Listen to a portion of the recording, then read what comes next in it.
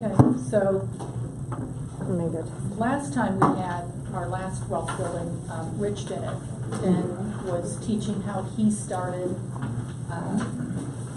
acquiring rentals for personal wealth building. So I think we're going to know, we're going to kind of ask, how'd you start? What led you down that road? You know, what were your challenges? What did you learn? What are your successes? Where you at now? Yeah, there'll be a lot of questions this time. So I guess I would start off with more or less of how I started in real estate and then just how I progressively bought this and that. Okay. Right. And so it's more of a wealth building type conversation. Perfect. Because I know there's several folks in here that would like to also become, have that portfolio. You know, the whole book. We've been talking about that. I don't know if you use that.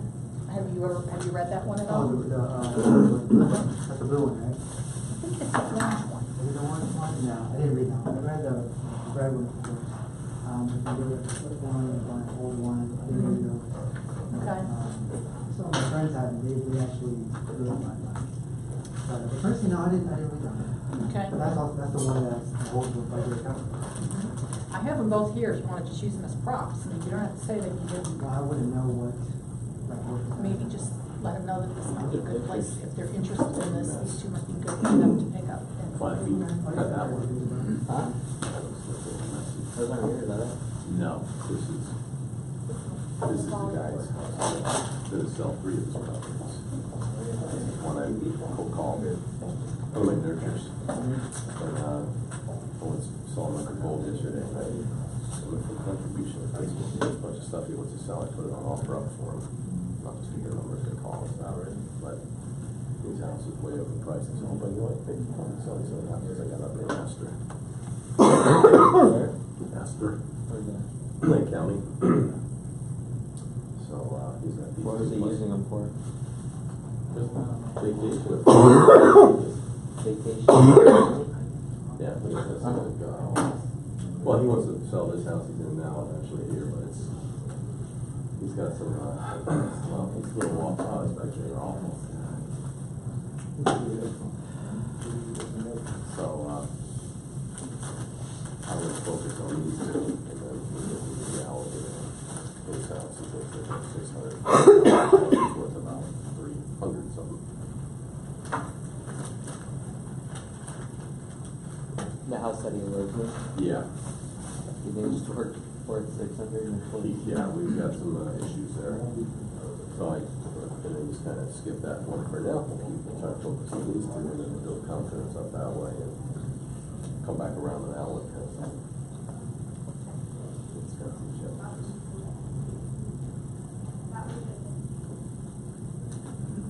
That's a good salad. It's my go-to at Publix all the time. The Cobb salad? Yeah, that's my favorite one. I was torn between this and they had the chicken tender sub on sale, but I was like, oh, really? You passed up on the chicken tender salad? That's a good salad. There's another salad passed that's up on. This is phenomenal. the Cobb one at Chick-fil-A is pretty I don't good. like blue cheese, so I ate that first and got it out of the way. Right. But everything else is nice.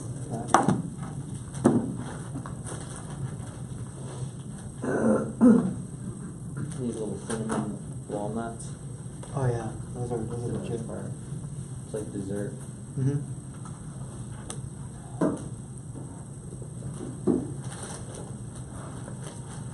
Are you a stander and a pacer, or would you like a chair? How are you most comfortable? Both. I would rather a lot. Can't stand one spot. Yeah. Do you want to do that? Get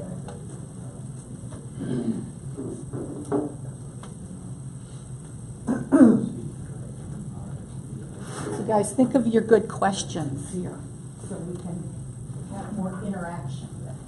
If you don't mind.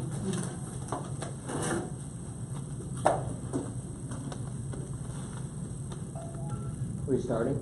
I don't know. Do we start? Do they come in and tell us when to start, or how's it work? This is my first time doing this type of thing, so.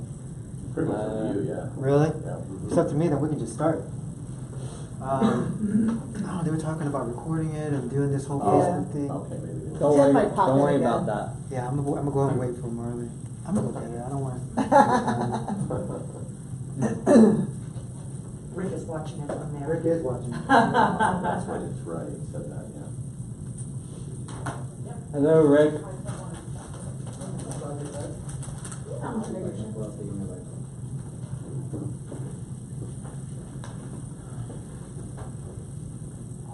You're so gross. Mother's okay with us starting now? Yeah, we can absolutely start. So, I want to introduce to you guys, this is Tony Nguyen. Mr. Nguyen here. Correct me if I'm wrong, I've heard that you started real estate when you were 17. 19. 19, 19, okay. yeah. All right, 19 years old. Mm-hmm. You now own 6 different apartment buildings, 98 tenants. You own a strip mall. Correct. You are investing, or have invested in 3 separate restaurants. 2 restaurants, 3 locations. 3 locations, okay. What did I miss? That's the bulk of it. That's the bulk of it. But That's the then, bulk you know, of it? yeah, and Okay. as you suggested, what I'll do is I'll just kind of talk about kind of how I started everything in terms of Okay. sales when I was 19 and how, you know, accumulation of holding the portfolio kind of came about. And then from there, any questions you have, please ask me because I'll miss a lot of things. So if there's questions or if I leave out little holes, just ask me and I'm more than happy to answer. And you are also an active agent, real estate agent in our Waterford office. Correct. KW Commercial, specializing in shopping centers. Okay, perfect. So as you guys know, this is another series in our Wealth Building Wednesdays. We try and do this once a month, bring in different guest speakers to help us learn as individuals how to personally grow our own personal wealth. So welcome. Thank you for coming. No, my pleasure. So, like I said, I thought that to start, we will just go ahead and just kind of talk about how I started real estate in general, and then how life happened, and here I am today. So I started when I was 19. I'll be 34 next month. So I was born and raised in Tampa. When I was 18, I started Hillsborough Community College, which is like the local Valencia Community College. And I was in it about a year or so. And when I was in it about a year, I said, hey, school's not for me. So I ended up dropping out at about a year and change. And when I dropped out, my dad had a business in California, which, you know, to me, I was like, hey, he's in California. I'm going to move over there and just help him out. So when I got over there, it was 2003. And real estate was just a buzzword at the time. Everyone was talking about real estate. And I was like, Dad, what's that? And he told me a little bit about it. And I knew I wanted to do something with my life. I didn't know if it'd be real estate or not. So I went and got licensed and failed the test once. And then I went back, passed the test, and started selling houses to start. When I was selling houses from 2003 to 2009 in California, it was primarily just that, 90% residential sales, 10% multifamily at the time. And during that course, I tried going back to school. I was sitting in class, emailing and texting and doing all that, trying to make money at the same time. So ultimately, after about a month or so, I said, hey, it's not for me. I moved back to Central Florida in 2009 to be closer to my family because mom, dad, my brother were in Tampa. And I wanted to move back to Central Florida, but not be home. So I chose Orlando as a home. And when I moved back here, the market was very soft in 2009, as everyone remembers. And at the time when I moved back, I was like, I don't want to do brokerage anymore, but if I do, I want to do more investment type, commercial type databasing because I was going to have to restart my database anyway. So I was like, if I'm going to restart it, I might as well just go towards the goal that I set for myself when I was 19, which was, hey, one day when I'm 30 or 35, I'll start doing commercial real estate because that's the quote-unquote big boys game. So I set my own glass ceiling there when I was 19, not knowing any better. In 2009, when I got here, I started flipping houses. That was just how I got into the whole investment thing. I had a couple of friends that had some money. I had a little money. We started raising some money through investors, and we were doing about a house every month or so, every 2 months. We would buy, sell, buy, fix, sell. And we'd flip it. So we'd do about a dozen a year, and that went on for just a couple of years. 2011, when I said, okay, no more flipping. Market's turning a little bit. Let's go ahead and number one, go full-time brokerage again, and also buying and holding. So 2011 came. I joined a local commercial firm. At the time, it wasn't KW, it was another one, and I started doing leasing. And looking back, it was crazy because I was doing leasing I was doing deals for like $50 here, $25 there, and because I was assigned to this one project that was a warehouse, And it was a large warehouse, about 10,000 square feet. But each office was, you know, a little office, about 100 square feet, 100 square feet, or so, 150 square feet. And I was doing it. For me, it was just kind of interning. It was just learning. I knew I wasn't making much money for a couple of years, but it was learning. And that was also the time when I bought my first holding property, which was a 10-unit apartment building. And that particular deal, I did a seller financing deal. I couldn't qualify for financing, but I had cash. I ended up buying a 10-unit property there. And from there, I started learning more about multifamily. And the funny story about that, I'm going to merge a little bit into investments now. For the first 6 to 9 months, I had a property manager that I met, you know, somewhere, somehow at the time. She was doing great for the first 6 months or so, the first 9 months. But then I was making about, call it $1,000 a month, when all of a sudden I started seeing 1,000 go down to 800, 600, 400. And then I was negative all of a sudden. And I was like, what the heck's going on? So when that happened, I started panicking. I didn't have anyone to call. I'm here in Orlando, 10-unit apartments over in Tampa. I called my dad and I was like, hey, Dad, I need you to help me out with something. He's like, what is it? I said, I got this apartment building. I need you to go and help me, do this, and that, basically manage it since I'm over here. And he's like, well, I don't know what to do. I said, oh, it's easy. All you have to do is this and that. So he went in and he managed it.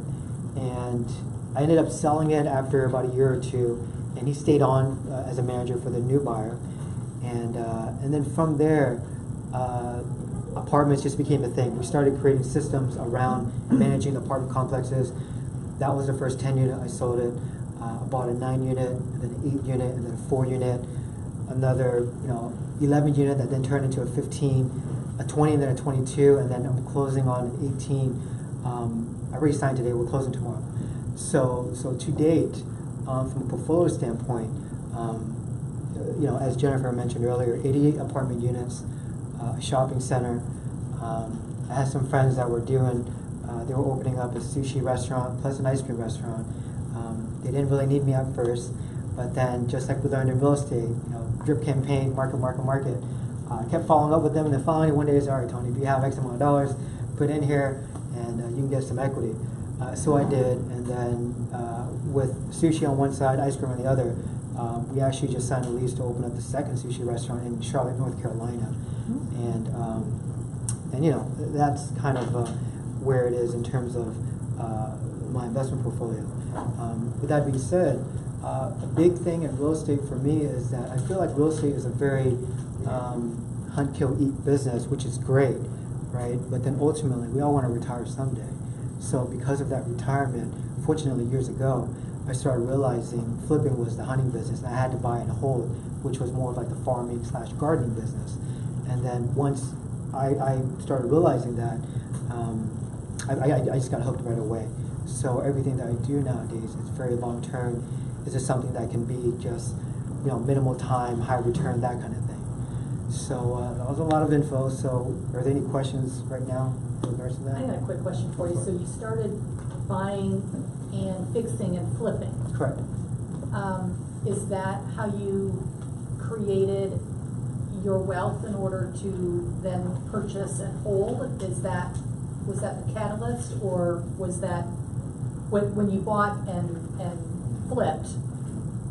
I mean, was there good money to be made in that helped you then go on to the holding process? Do you feel that's a necessary? Short answer for me, no. Just because maybe I'm not the greatest flipper. I'm not the greatest flipper. There are a lot of guys out there making a lot of money doing flips, and that wasn't me at the time. I was making enough to kind of live a great life. I was happy. I was like mid-20s at the time, and life was good. I was making enough to be comfortable, but it wasn't by any means the source that funded my investments. I've always just been very low maintenance. Just I don't need a lot to live, and I saved here and there. But what I'll piggyback off that question is a lot of people think that you need to save $20, $50, $100,000 just to get started in investments, which is absolutely untrue. Very untrue, and that's the biggest thing whenever I'm talking to quote unquote investors that are just starting off. You go, well, how do I buy this apartment building or this shopping center when I don't have any money? It's going to take me X amount of years, X amount of time to save money. I say you don't have money, but you have knowledge, you have time. So to piggyback off of that, I would just say that you don't always need money to invest. That's a really big thing I want people to understand. is that being, real estate agents in our business, we have the MLS. We're out there moving and shaking, talking to people all the time. Deals pop up. I'm sure there are deals that y'all have seen where you're like, gosh, that's a good deal. How come this buyer's making a decision? You can probably map it all out and say, hey, if someone buys it, they can sell it and make X amount of dollars later on. And if you can identify those deals and convey that message to the right people, you can find money very easily. The saying goes, what's the saying? Good deals, money will find good deals. If you have a good deal, money is the easy part. It really is the easy part. So I hope that kind of answers your question. And then so what's I guess since we're talking here, what are some goals or challenges you've seen in terms of starting off and investing? It could be something from money. Just that. Just that? Yeah. Okay. Is there something more specific than that, or just the money part? Probably just the money part. I mean, right now it's just paying off student loans. So I made it through college, and now I'm in debt. So. Okay. So you've got some debt on your balance sheet. So you got to pay off your debt before you can really get into investments. At least it's like the Dave Ramsey approach is you don't want to be in debt before you start.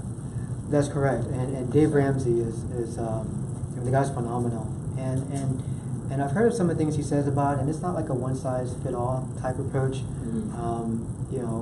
I don't study him, so I don't really know what to say about Dave Ramsey, but what I'll say about your personal situation, which I've had friends in that position, what I would normally say is that, yes, there's some debt, you're going to have credit card bills, student loan debt, and whatever else. But the thing is that if you can go out and find the right deal, you can pitch that to the right investors. I mean, there are people sitting in this room which you can probably say, hey, I got this deal where if you put in this amount, after this amount of time, you'll get back, Y, right? Y amount.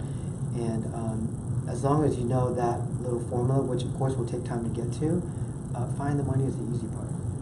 It really is. It sounds cliche and it sounds like, Tony, what the heck are you talking about? Mm-hmm. But it really is. I'm sorry, I thought you had a question. No, I was just rubbing my back, but I do have a question comment. So you would find something you were interested in as far as an investment property, and then you would find the money from people you know, and Tell us how you actually made those deals work. Yeah, Okay. Give us the details of how you did it.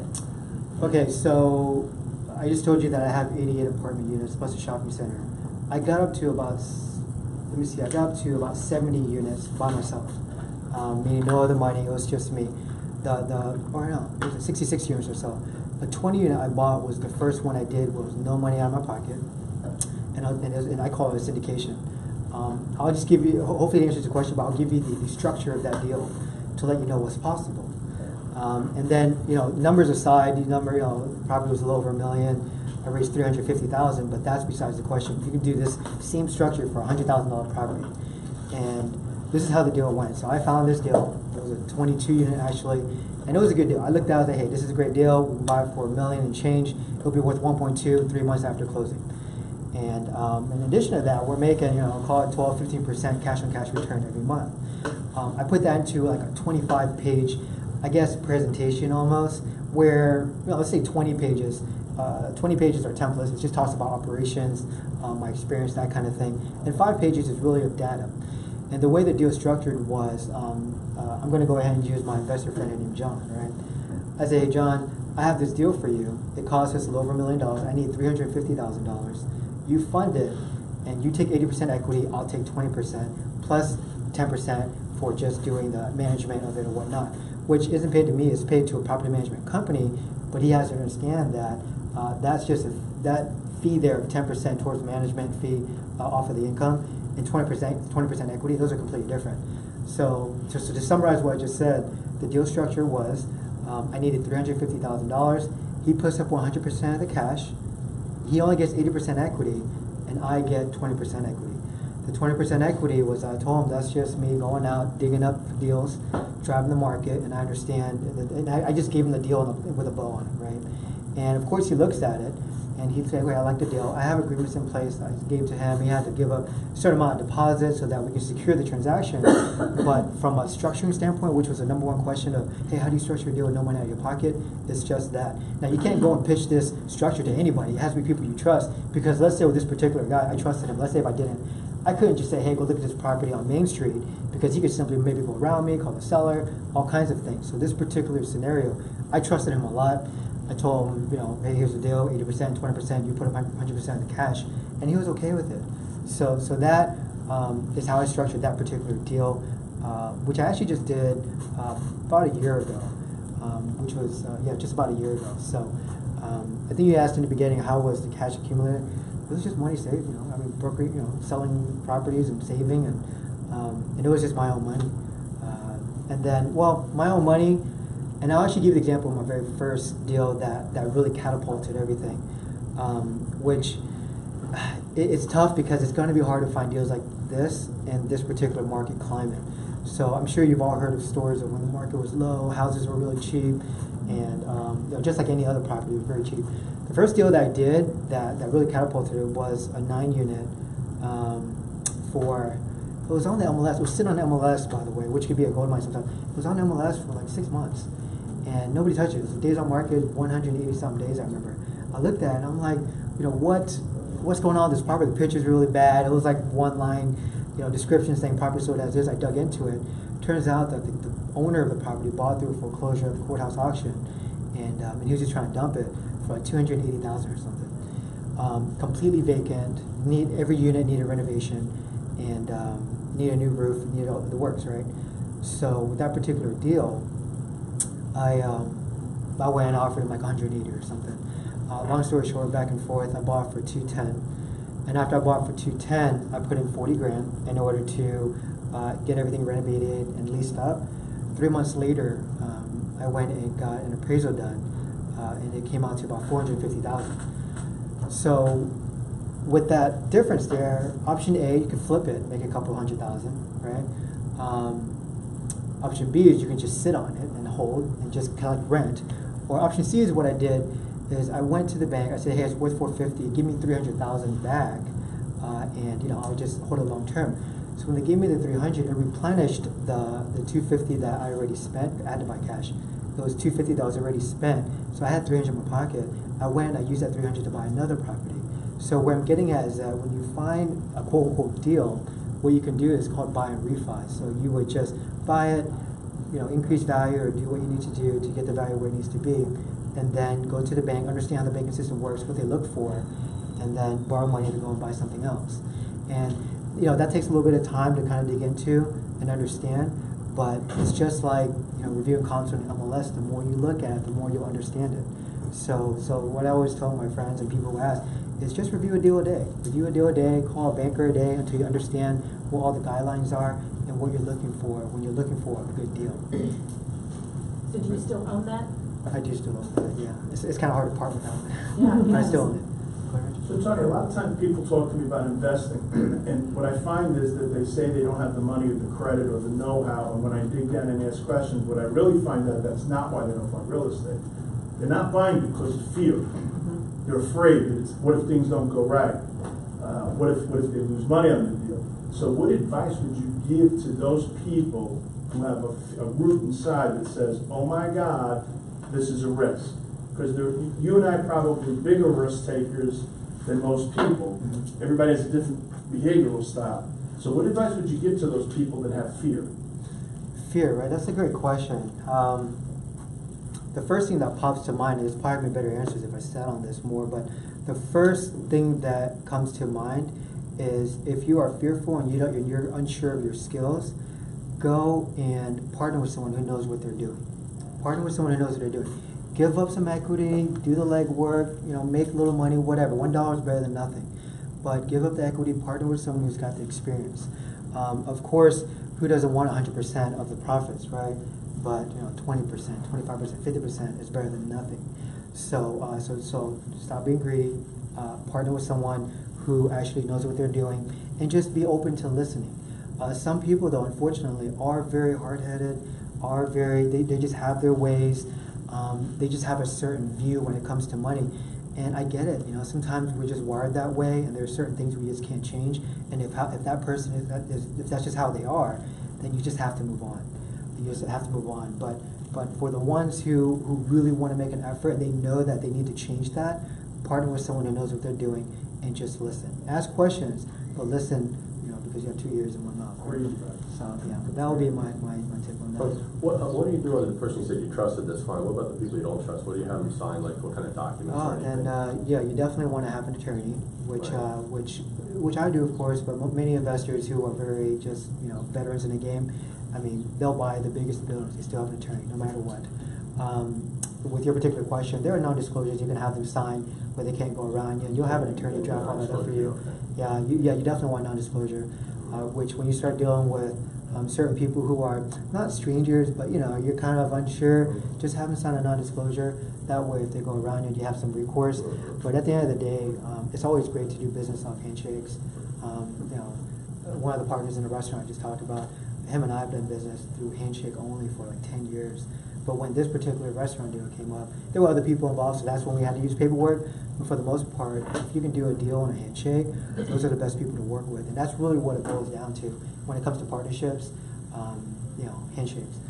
In my database of commercial shopping centers, I may have a few thousand, right? Let's just call it 3,000 people in there. Only a fraction of that, less than 10% for sure, maybe only 1% I would actually partner with, because there are some people who want to partner with you because they're really looking for a part-time job, or they have nothing else to do. They're saving out a bunch of money, but they just want something else to do, and that may or may not be what you're looking for. Everyone's goal is going to be different. For me, I'm kind of in control. I've got the system set up. With that particular deal that I syndicated last year, I just don't. He has no voting rights. If I wanted to buy, sell, trade, refinance, do anything, I have 100% of the power. He has 80% equity, but 0 voting rights. Yeah, exactly. So make sure you clear that up when you talk to your attorney. Yeah, sure. Do you see any benefits in owning single-family homes versus apartment complexes or multi-unit like you do? Do you have, obviously you like the multi, but how did you decide to go that route versus like Rich, when he talked to us last time, Rich holds primarily single-family homes. So what is the difference there from your perspective? Single-family homes are much easier to liquidate. Should you need cash, I mean, you guys know you can sell it in a couple of days, cash closing a week later. With a multifamily, possible, but a little more rigorous. There's a lot more leases and a lot more work to do on the title end. But from a pros and cons standpoint, I'll tell you the biggest contrast difference where the only one that I have in my portfolio is a 4-unit, which from a lending standpoint is classified as residential. I'll tell you the beauty of that, where it's a headache for everything else. With a 4-unit or residential home, you've got 30-year fixed mortgage. You don't have to touch it. You put your down payment, make your payments every month. In 30 years, you're paid off, and you don't have to touch it at all. The 4-unit that I have is just that. We put in the money. It's just quiet. I don't have to deal with it. With the others that are 5 units and above, or any other commercial building, office building, shopping center, warehouse, anything, you're on the commercial loan side. The biggest difference with commercial loans is that, number one, they're not amortized over 30 years. They're going to be amortized around 20, 25 on average. In addition, they have a balloon payment date, meaning that let's say if I buy something now in 2018 and I have a 5-year balloon, that means in 2023 I have to either pay off the entire balance or refinance the loan.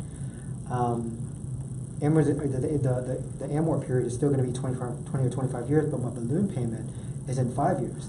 Now, where's the challenge, right? The challenge is this. In 5 years from now, we don't know where the market's going to be at. Let's say fast forward 5 years from now, and it's another 2008. What happens then? What happens is that banks aren't lending. They're not lending. They're getting very tight on lending. And if you can't refinance your property, and if you can't pay off the balance, aka sell it because you're upside down, the bank will just take it. And that's the biggest fear with these commercial properties, right? But that's why, in terms of protection, and in case you do start facing some of these commercial loans, I've talked to people who've been through a couple of recessions already. They're retired. I always ask them these questions: how do you protect your portfolio? What would you do differently? What would you do if you were me? And the number one thing is always either have everything paid off in cash as you get a little older, or me at 34, I'm okay with leveraging a little bit, but I'm going to be at 50%. So if one of my buildings is worth $1 million, I don't want to owe more than $500,000 on it, or $2 million. I don't want to be, I don't want to owe more than $1 million on it. That kind of thing. So that's actually where the goal is to pay off until I'm about at that 50%, 45% level for me. Once it's paid off, then I can start saving and accumulating in order to buy more. So that's probably the biggest difference I see with the two different product types. I've seen people be very successful in both. One is not better than the other. I know guys that own 100 plus residential homes and they love it. And when they need cash, they can sell it. It's much easier to move around. And then also the lending aspect too. So again, it's all based around what everyone's goal is. So just identify what your goal is in terms of what you're trying to, what your 10-year or 20-year, what the end goal is, and work backwards from there. If multifamily is your thing, go for it. If single-family homes are your thing, go for that. So there's no wrong answer when it comes to making money. So, is there a question? Oh, good. High five. How do you recommend, because that's one of the things I want to focus on. We've talked before a little bit on just multi-unit and maybe mixed unit retail, but I want to try to draw a line for myself, not that living through lease, but just to focus on things with residents. So if it's like plazas or industrial, I just want to stay in my lane per se. Okay. So what's your suggestion to get started on that? On how to pick what to focus on? Well, like just try if I wanted to move more towards, in addition to residential, doing some commercial. Because I'm involved in commercial from a tenant space. We own a place part side on one of the largest nail salons in the area. It's 4,300 square feet over there alone. So I've gotten my feet wet on the tenant side. I understand that piece. Got it. But not necessarily going into that piece on the commercial side. Just really focusing on that. Okay, so again, your question is what's your recommendation? Yeah. In order to merge from residential to commercial? In order to do both, but stay kind of in these lanes. I'm trying to put some. I'm in both right now. But not the limiting these are barriers, but we do want to stay very focused in people. It's residential focused. Like either mixed unit. I'm looking for your advice too. Mixed unit residential, mixed unit retail. At least it has some type of residential. But then if it gets into other things like plazas that not really interested in that, or industrial space or warehouse or land, but just what's your advice on how to stay on one product type? Well, just to get into that, just to really focus on that. Multifamily and any mixed use retail. Well, first and foremost, low risk first, so study both. Study both and then review deals. Call the brokers that are selling, call the listing agents, ask them questions, and figure out more about the product. Because let me just backtrack. Let's just say from my commercial brokerage side, right?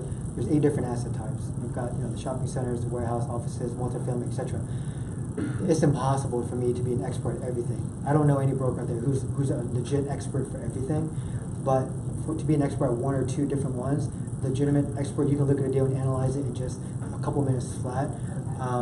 Those are the ones where you have to really identify what product you want to deal with and study it. And once you know it and you're comfortable with it, then move forward with it.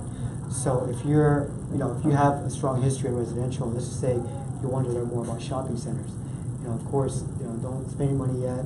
Call the listings for sale, ask for the packages, because the packages will have what's called the rent roll on there.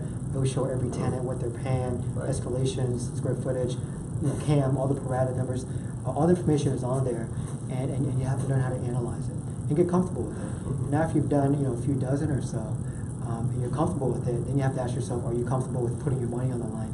And that's where you'll figure out if that's what you want or not. And then we have to look forward to, meaning that, let's just say if you buy A, B, and C, are you going to manage it yourself? Do you have companies that would do it? Just make sure your resources all align with that particular product type. For me, the reason why shopping centers worked out from a broker standpoint is because naturally I just had a lot of people call me on it. At first when I was doing everything, right, I was trying to be everything. But then I quickly realized that you can't do that. You have to pick one. And the reason why I picked shopping centers was because it was low-hanging fruit for me. It was just a lot of people calling me on it. I liked it, I understood it, so I moved forward with that. And then now that's just any other leads that kind of come in, like I just don't deal with it. Just like when I'm buying, because the operations on the multifamily side is so strong, I don't want to mess it up and put all these other things in there. And and then my dad, the management group that we've hired, it just creates more operational steps. That's very unnecessary. So we stick to multifamily for now. I wouldn't buy an office building or a warehouse because everyone else in the management side will be like, well, what do we do here? What do we do there? It'll take more time away from me, which that's not what I'm looking So for. you're mainly you are just focused on shopping centers now? Or Brokeraging, correct. Brokeraging. Yeah, centers. yeah, Okay, brokeraging. great. I'll do a couple leases here and there. People ask me, and if it's low-hanging fruit, if it's not time intensive, Yeah. I'll do it. But if you're to ask me where am I spending my hours, like looking at my calendar, my time blocks, yeah, everything is just shopping center focused, the prospecting, the reviewing deals. I mean, after this, I've got 2 hours of reviewing deals, things like that. So definitely review the product type that you're interested in and determine if that's something that you're willing to put your money in or not. Yeah.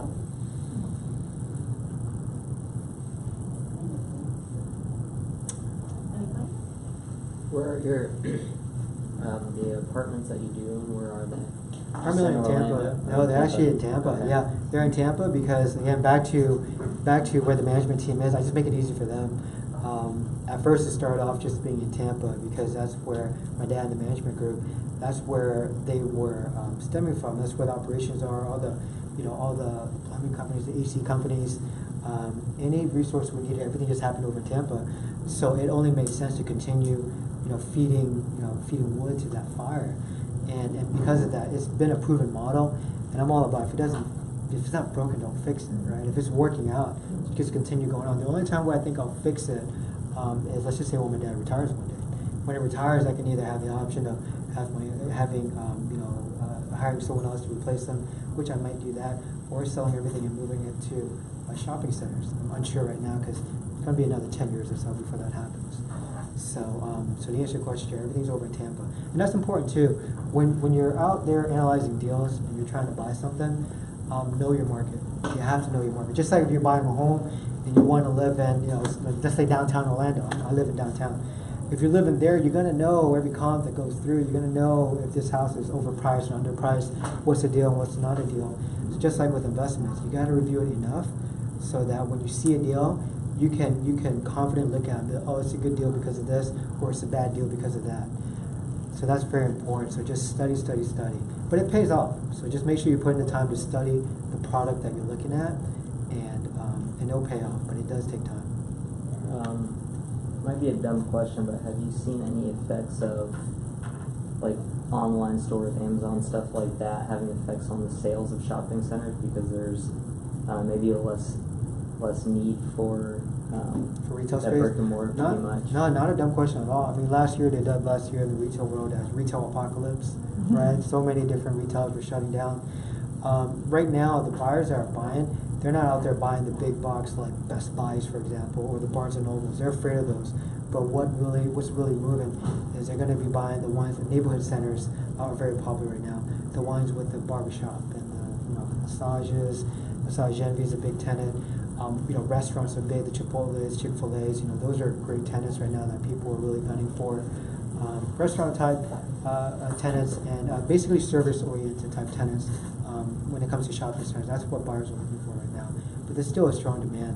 I mean, if something pops up that is a good fair price, not even a good deal, but just a fair price, people will jump. Yeah, they will jump on it. To Joey's question, what kind of price ranges are you looking in shopping centers? What's like on the low end up to the high end? When people call me for under $1 million, I kind of can't help them, just because there's not much out there. Right. The last deal I saw for $750,000 was probably a year and a half, 2 years ago. There are some small shopping centers here and there that are under $1 million, but it's just, I can't even picture it. There was a guy who wanted me to sell his shopping center in Tampa for $700,000. I had to turn him away because, not that he was asking for too much, but the shopping center is not taken care of. It's like you buy a car, you trash it, and then you try to get top value for it when you go to sell it. It doesn't work that way. When you buy the car, you got to take care of it, and when you go to sell it, you'll get the best amount of value for it, right? So stuff under $1 million, there are probably some gems here and there. For the most part, it's tough. On the high side, when you get to about 10 million, it's institutional, which there's some buyers I work with that kind of float around there. But high side for me, the higher side will probably be about 7 million.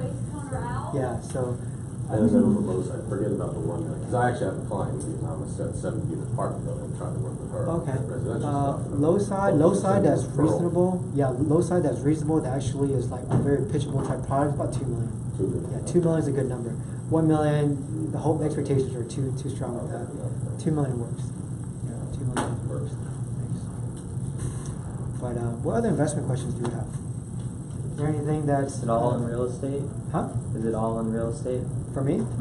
The apartment units plus the restaurants. I've always had an interest in hospitality. So when some close friends were opening up, you may know the big food hall facility in Tampa called Armature Works. It's a new thing. It's $800 million project that the guy's doing over there, and I believe there's 11 or 14 restaurants in there. And when I heard about that project, I said, we buy into it. But overall, hospitality is a high interest of mine, very high interest.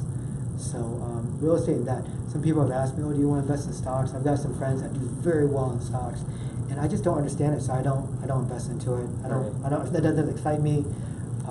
It's just not for me. So again, back to your goals. What excites you? What do you want to do in terms of making money? For some people, like the friend I'm talking about, he's the man when it comes to stocks, but he doesn't like real estate. He doesn't own his house. He likes to rent. He doesn't really care, but he loves stocks. For me, I'm almost polar opposite of him. So again, it just depends on what you're looking for. So the older you get, cash. Sorry? And the older you get, cash only. Correct. Yeah, cash only. I've got a gentleman now. He's probably about mid-60s. He sold a small shopping center of his, and he has about $500,000 cash.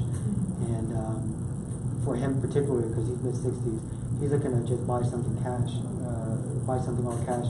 No leverage. If some leverage, very little of it, but for the most part, he doesn't want to borrow any money for good reason. He doesn't want to worry about bills coming in. He just wants to buy something outright and call it a day. But yeah, the older you get, now where does that age of older begin? That's perceptions. Whatever you feel is older. For me, I feel like there's still some ways to go, so I'm okay with a little bit of leverage. Does that answer your question? Okay. It did. Good. If I were looking into buying and holding, obviously being a residential agent, I'm familiar with the investor mortgage setup the way it is, 20-25% down on a single family home. If we were to jump into that fourplex, that equation, I'm guessing, would still be the same, correct? For the fourplex, yes. Now, if we decided to jump into a sixplex, now making it a commercial loan, how is that loan financed? What are kind of the minimums that are required? Do you know?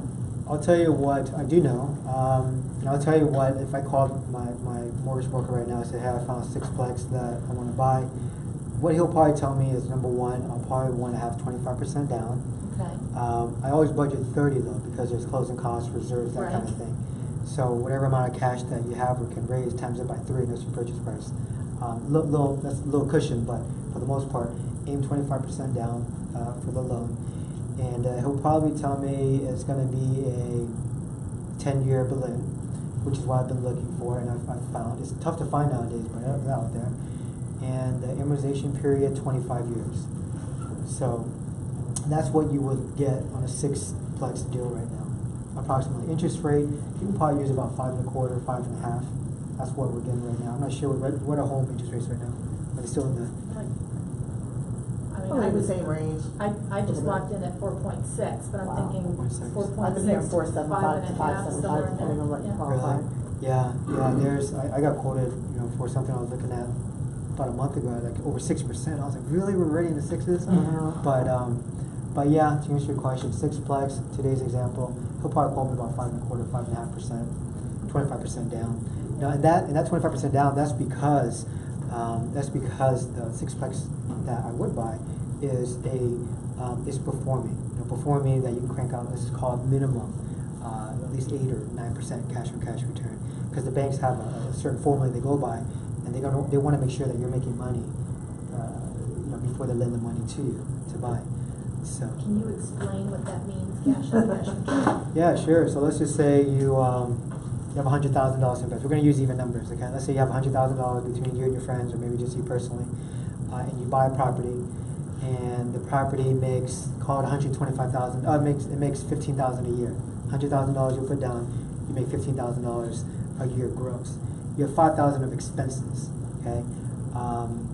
Whatever those expenses are. Let's just, again, for easy numbers, $5,000 of expenses, all operational costs plus debt service, your loans. Let's say you take home $10,000. $10,000 divided 100,000 is 10%. So 10% would be your cash on cash. Okay. So that's just the money you take home divided into the money you invest. So it's we should have a whiteboard here. There's not. No. Is there? Oh, okay, there we go. So again.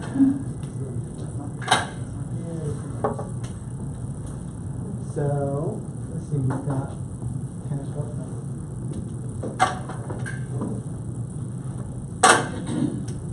Let's just say you've got cash. My handwriting's really bad, alright? So just forgive me. Cash on cash. Let's just say you're making $10,000 a year. You divide it into your $100,000 investment. You're making 10% per year, cash on cash. Okay. Let's say if this number was 8,000, you make 8%. And there's also a different way to do it too, where let's just say if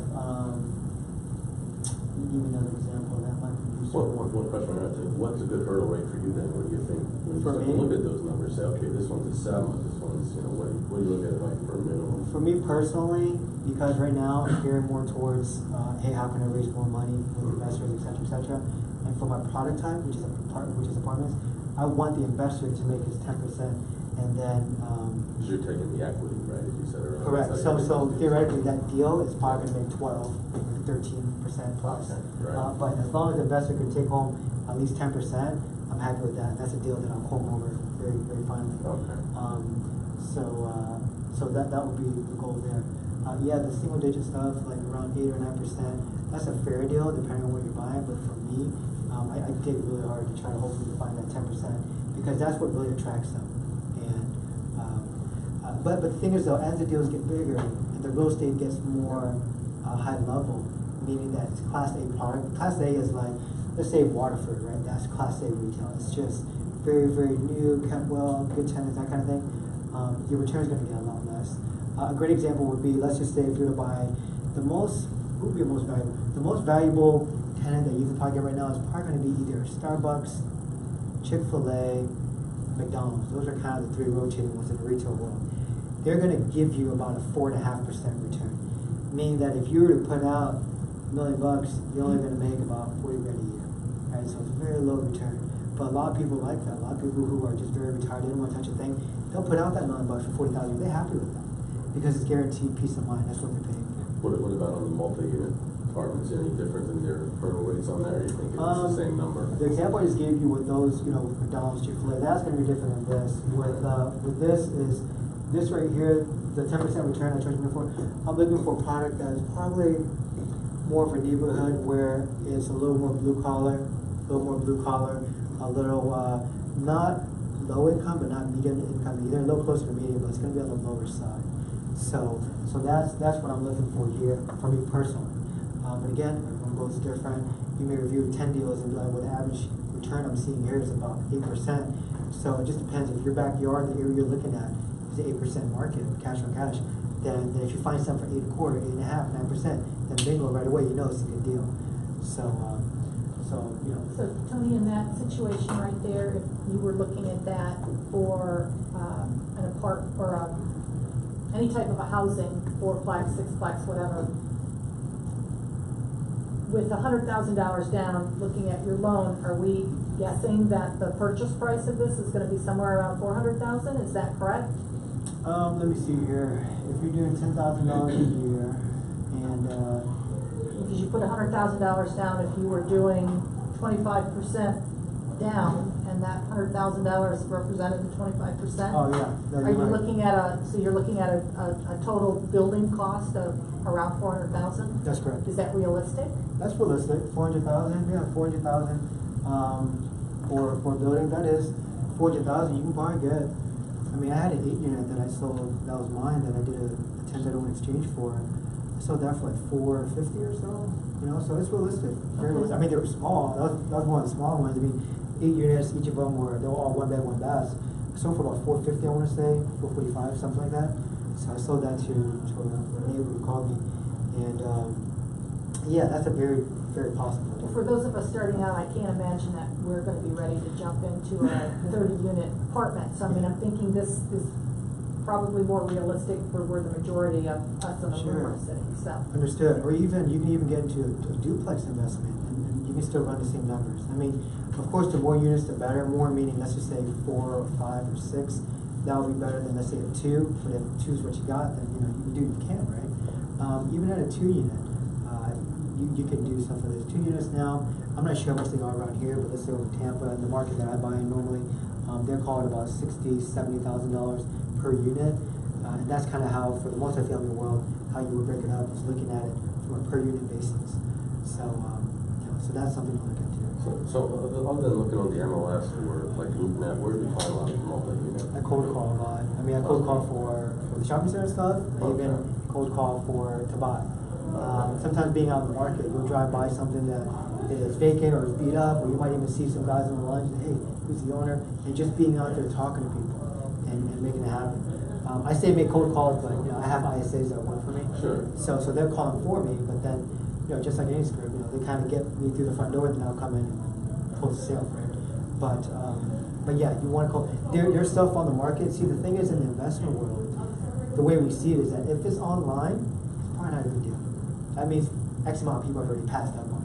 Okay. So I mean, but don't get me wrong though, just like I told you about the 9-unit deal that I bought, that was online for 6 months. Just nobody saw it. There are some deals right now where even on the brokerage side, other brokers are marketing it a certain type of way where I'm looking, I'm like, this is kind of bad marketing, it's not showing the property in the best light possible. I'll take the info, compile it on my own, and we'll get offers on it right away. And yeah, and I put deals under contract that way. So use the internet if you'd like, but if you really find a market that you like, you know, drive it. You know, if you see for lease sign, for rent sign, call it. What about some of these plazas? Look at the plazas like on Colonial Drive on the east side. There's all over like Sam's, and some of these big ones that just don't look like they have any action from tenants. I mean, you go call after those, or they just bet because it seems like they're a great location on a busy road and stuff. Yeah, certainly. Call business. Yeah, call after them. You just never know. Sometimes there are personal situations in people's lives where they just don't have the physical mental capacity to get things done. And if you come in at the right time and you make a deal happen, it works. So driving for dollars, finding streets and neighborhoods that you like, and getting that database for that market, and either you will market to the property owners as a buyer as you would as a real estate agent. So same thing. You know, I took the same concepts of how to market for a listing or a sale and just applied that to an investment platform, and it's worked. You know, I had an ISA call for a listing, but then it turned out to be a good deal, so I bought it. So it's things like that we're in this world, this real estate world, that everything's at our fingertips. We just kind of have to put out the time and the energy to really think about it and figure out how to make these deals work. A lot of times, I'm out there as a broker, but I also have to remember that I can buy some of these things. One deal I put under contract a couple months ago kind of gave me heartburn because I was like, damn it, I should have bought it. But it's okay because you know, a client of mine, he's a good client, he's going to end up buying the shopping center. I know it's a good deal. So as we're out there, don't forget to keep your eyes open as a buyer as well. You know, go out there, make the sale, make the commission, but then if there's something that makes sense, try to figure out a way to buy it. Like if you see a good deal, but then you're like, hey, I can't afford it because I don't have X amount of cash. Think to yourself, who does have the cash that will probably want to buy this into it? Who do I know that will partner with me and make this deal work? If you ask yourself the right questions, you'll get the right answers. And that's really what you want to get to. That's what you want to get to. Ask the right questions. That's the big one. Go ahead. I'm pretty young, and you know, I've had my sights set on investing in real estate for a while. What should I do if today I wanted to build an investor database? What is the first step I could take? Investor database, right? If you don't mind me asking, have you been in sales long? No. Real estate sales.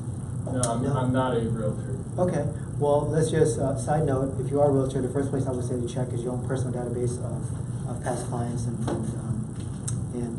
people who you've worked with in the past. Those will normally be the first. But the most natural place to start is just your sphere of influence. Just like, for example, let's just say friends, right? For me, right now, like, I'm not big on partnering with friends.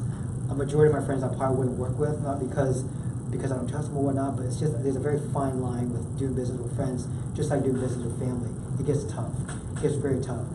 And, you know, I would kind of advise against that for myself. But if I was 19 again, and if I didn't know a lot of business associates, I didn't have a big professional network, it's just natural to go to the people that you know within your circle who have the same mind frame as you.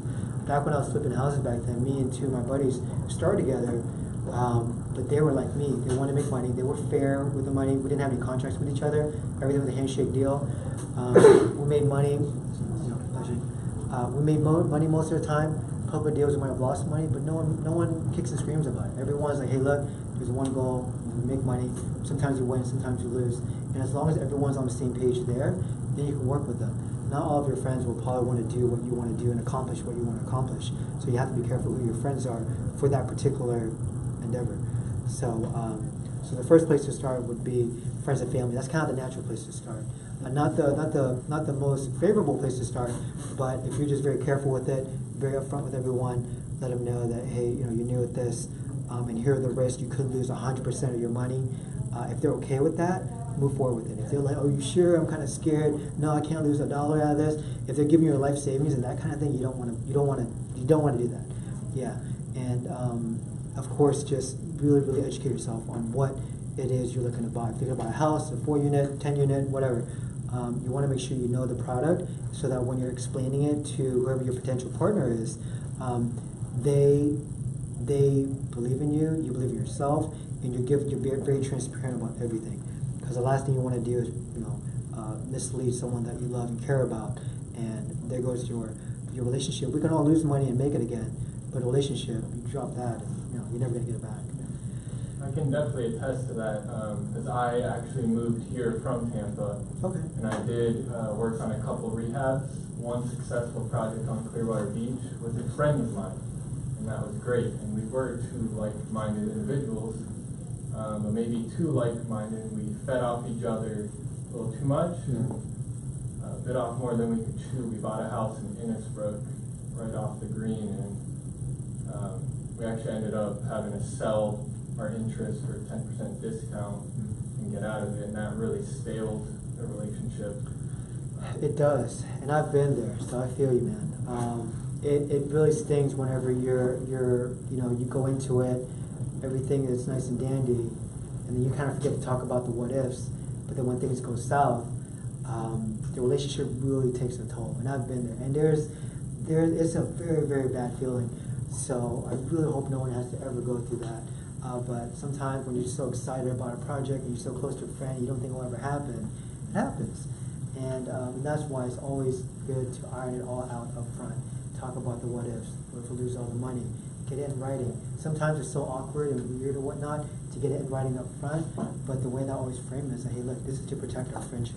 I don't want to say one thing or text one thing or be out one night. We might be drinking, it might be a little, whatever, and slip and say the wrong thing, but as long as it's in writing, even through an email, to make sure we're all on the same page, that is so valuable. So yeah, I'm sorry to hear that your business went south with your friend, the relationship went south too.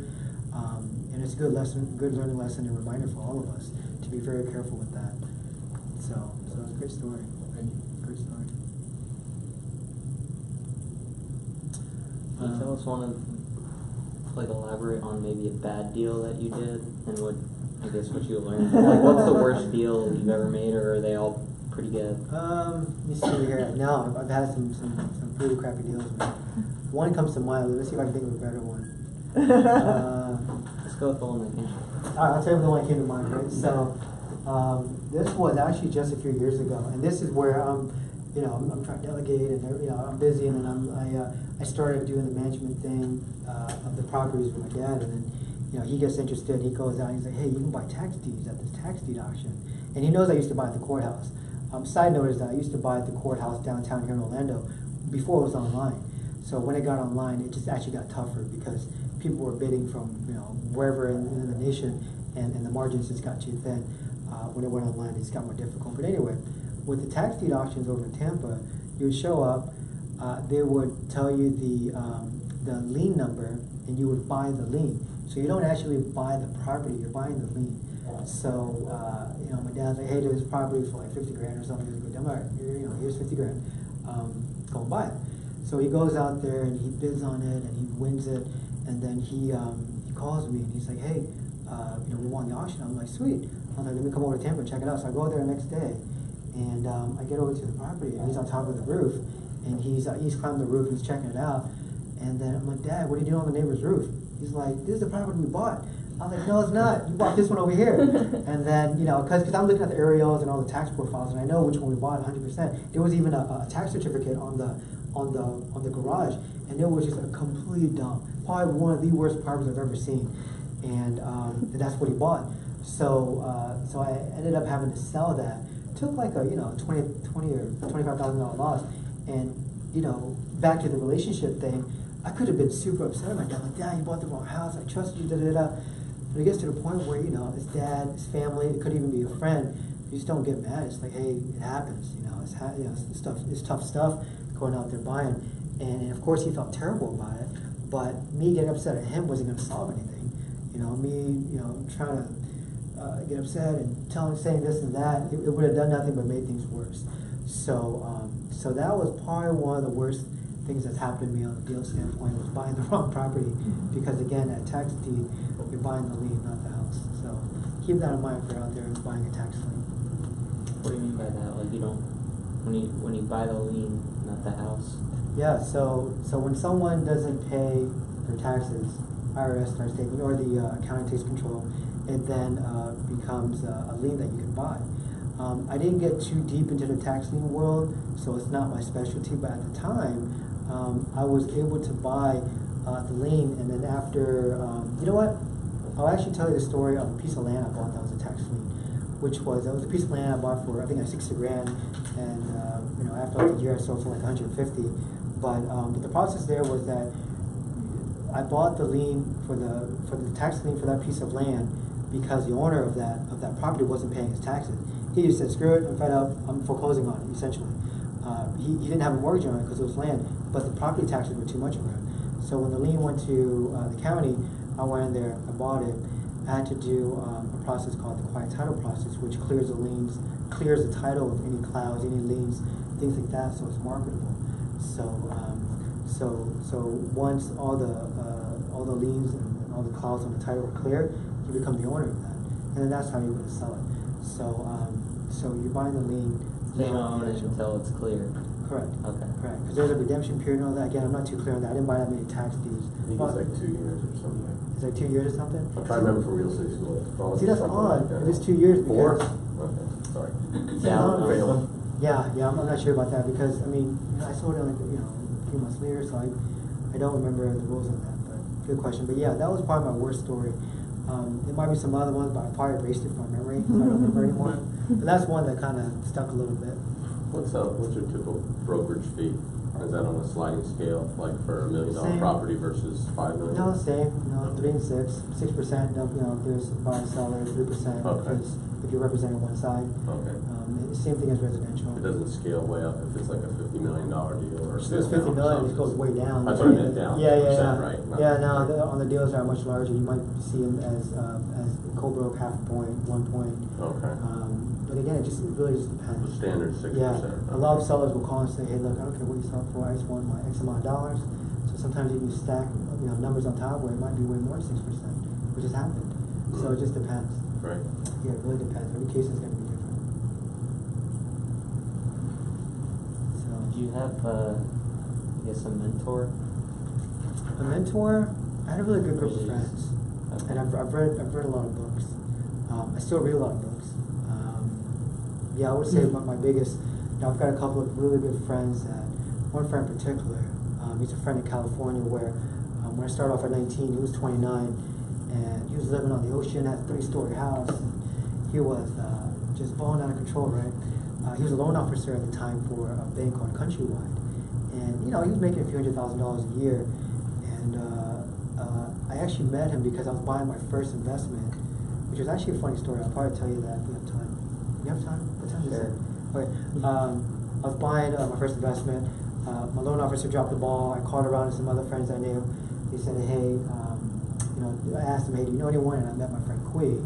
And he ended up being that shining light, because we were the same background, dropped out of college, didn't really know much. We just knew how to work hard. So he taught me how to work hard. And we still talk very often nowadays. But yeah, mentors, it's just a good group of friends. Looking back, Steve Jobs gave a commencement speech back in '09, I believe, where he says that you can only connect the dots by looking backwards. So sometimes when you're in the zone and going forward, it's hard to kind of, hey, am I making the right moves? Am I making the right moves?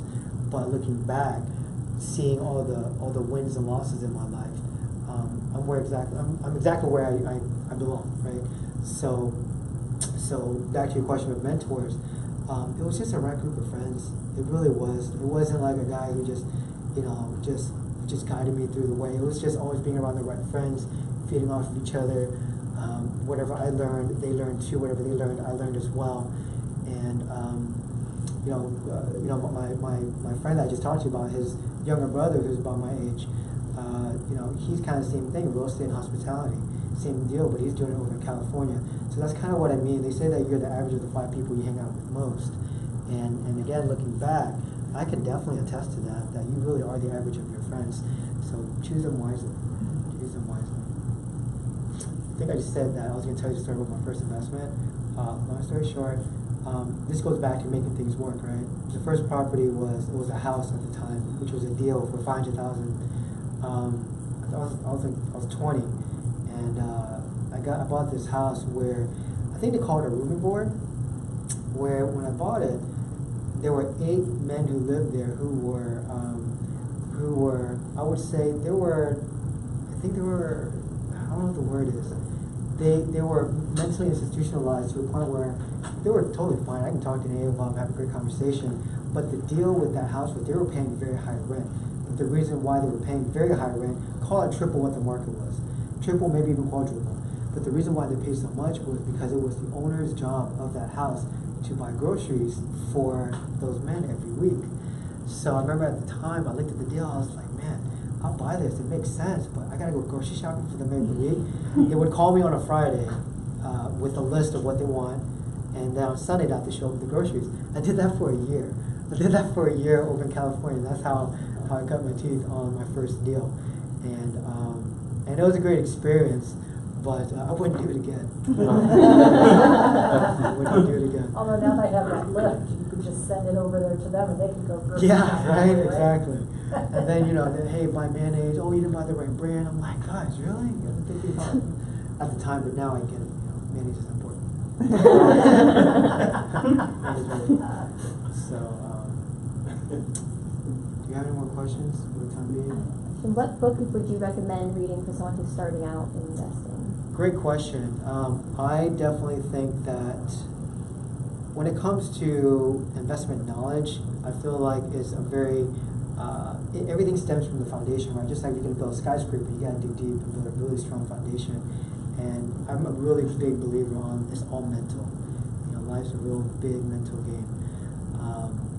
I've read The Magic of Thinking Big. I think that was a big one for me. From a productivity, overall life goal standpoint, I'm very big on the one thing by Gary Keller. I've read other mental books. There's one called Relentless by Tim Grover. He was Michael Jordan's personal trainer for 15 years or so. That's a great book. I've read a few other, The Art of War by The Art of War. It's called like the Navy SEALs Art of War, something like that. That was a great book. I've got a lot of good books. I've got an Instagram account called Tony's Books, TONYSBOOKS. And that's just, actually I started just for myself personally, because whenever I read something good, I'll highlight it, take a picture and post it, because we all have those days where I'm like, I feel this and that. I'll sit there and scroll on my own page and just kind of read some of the things to kind of remind me, why I'm doing what I'm doing. From an investment standpoint, financial books, I haven't personally read this, but some of my friends have read it. They said, this book's really good. It's The Holding Book by Gary Keller as well. And they've said very good things about this one, so I would highly recommend this if possible. I haven't read it, but some of my friends, they've read it and they really like that. But for me, I like a lot of like mental strengthening type books because I think it's always about you versus you, right? It's just you're always in your head.